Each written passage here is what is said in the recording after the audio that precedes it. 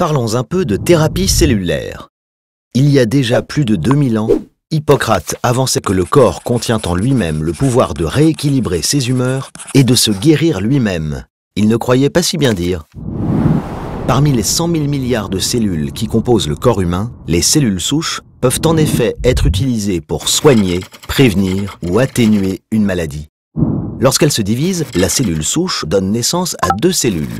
Une cellule différenciée qui participera à la formation de tissus matures et une autre cellule souche qui lui est similaire et qui lui permettra de se multiplier encore et encore.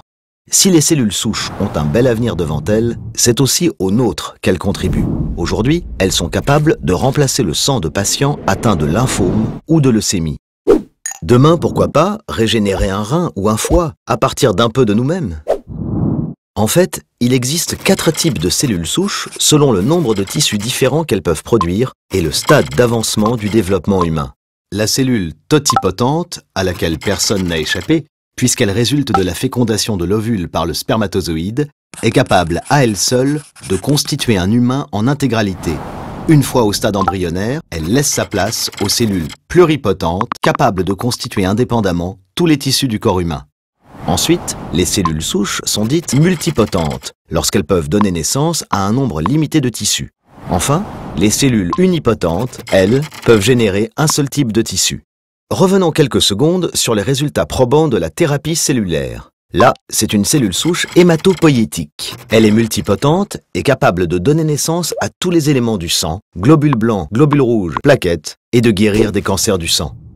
C'est en 1959 que la thérapie cellulaire connaît ses premiers succès, quand le Français Georges Mathé réussit la première greffe de cellules souches hématopoïétiques de moelle osseuse.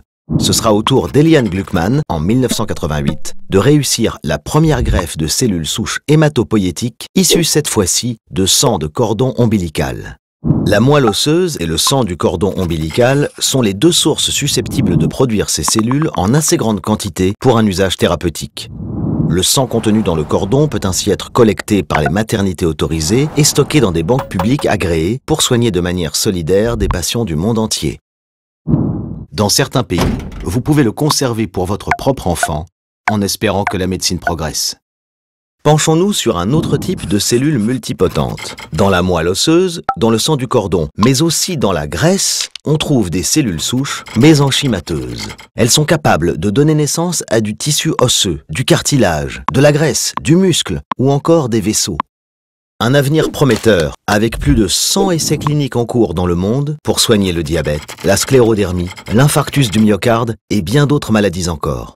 Encore plus prometteur, l'isolement en 1998 de la cellule souche embryonnaire par l'Américain James Thomson.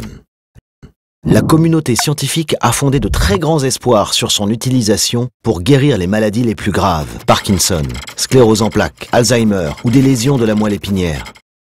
Imaginez une cellule capable de donner naissance à tous les tissus du corps humain et de les remplacer. Pourtant, les essais cliniques ont du mal à débuter, car les enjeux liés à leur utilisation dépassent le cadre de la science et soulèvent un débat politique, éthique et religieux. Et oui, quand commence réellement la vie? Mais en 2007, le japonais Shinya Yamanaka a mis au point la cellule souche reprogrammée. En fait, il utilise un cocktail de 4 gènes permettant de rajeunir une cellule de peau adulte en cellule aux propriétés embryonnaires à nouveau capables de redonner tous les tissus du corps humain, soit tous les bénéfices de la cellule embryonnaire avec moins de discussions éthiques. Cela demande encore quelques mises au point, mais cette découverte, dont la paternité est attribuée aux Japonais et à James Gordon, est une avancée révolutionnaire qui leur a valu le prix Nobel de médecine 2012. Rien que ça. Eh oui. Les opportunités sont vastes et les avancées scientifiques sont de plus en plus rapides et innovantes. Les plus grands économistes considèrent d'ailleurs que le cycle de l'information et de la communication laisse aujourd'hui sa place au cycle de la santé totale. Demain, les innovations majeures proviendront du domaine de la santé et devront pouvoir répondre à certains critères, influencer l'économie, la politique et la société dans son ensemble. La thérapie cellulaire, elle, est donc déjà de la partie.